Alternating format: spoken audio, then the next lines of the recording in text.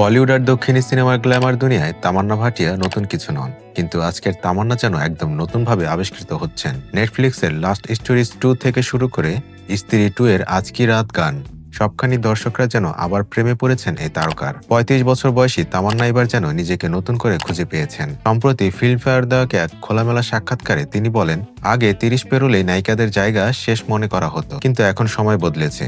আজ নারীরা শুধু নায়িকা নয়, তারা গল্পের কেন্দ্র, আবেগের শক্তি আর সিনেমার আসল চালিকা শক্তি। তামান্না বলেন, আমি একসময় ভাবতাম ৩০-এর পর হয়তো বিয়ে করে সংসার করব, কারণ তখন মনে হতো এই বয়সের পর আমার জন্য চরিত্র লেখা হবে না। কিন্তু এখন পরিচালকরা আমাদের বয়সী নারীদের জন্য দারুণ সব চরিত্র লিখছেন। তিনি প্রশ্ন ছুড়ে দিয়েছেন সমাজকে, বয়স নিয়ে ভয়টা কেন?